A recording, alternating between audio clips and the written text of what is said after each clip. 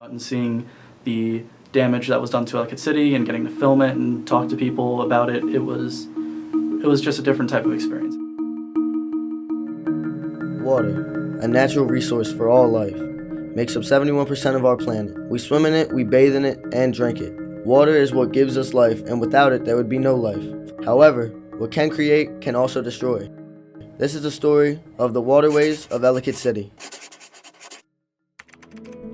Ellicott City, the community in Howard County, Maryland, known as Old Ellicott City, is a tourist spot for shops, restaurants, and other residential properties. It was really inspiring seeing that these people were fighting so hard for something that they really wanted. Their vocal passion about what they felt made me feel like important because I was the one telling people how they felt. You definitely needed water and water power to operate those mills. They manipulated the riverbeds in such a way to speed up the water so they could create electricity.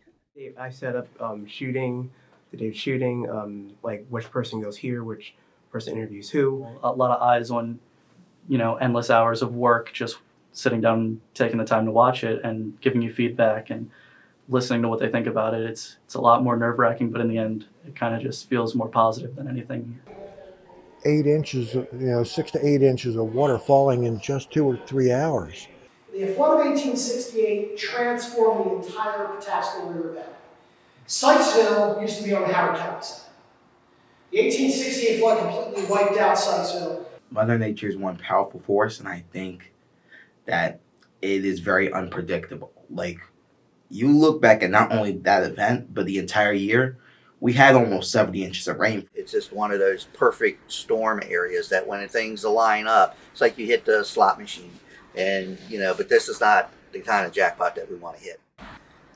If it's going to totally destroy your town, what good is it? Because then you just have an empty town with all this flood mitigation, but you've lost that community, you've lost that historicalness of our area. And once you lose that, it's gone. Each time there's a major flood, there are people who move away, businesses that don't come back, relationships that get frayed. Say, for instance, we did have what would be classified as appropriate stormwater management. We still wouldn't have enough to hold back the amount of water that these microstorms are creating. Main Street is nothing more than a big chute going down. And it started clogging the different parts behind the houses. And by the time those storms were over, the water going down Main Street was, like 6 feet deep. Ellicott City is really something that people could have just turned their back on a long time ago. We can look back at all these things and see unprecedented statistics and features of these storms and say climate change is happening because we are getting more violent weather every single year. The flooding event of 2016, statistic-wise, was the more impactful storm. Well over half of the rainfall was measured, with just under 1.5 inches of it falling in the span of 10 minutes, and over 4.5 inches of it falling in the span of an hour. With all of this said, the city still managed to flood for now the second time in 2 years. We're out of time. They've got to take this much further, or this town is doomed.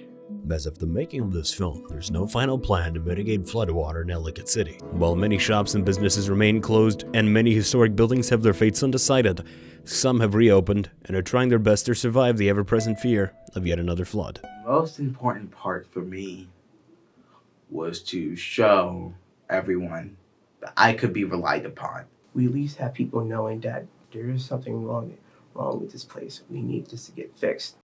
Getting that type of exposure for Lansdowne, showing what we can do for us to finally get that little boost feels good, knowing that I was a part of it.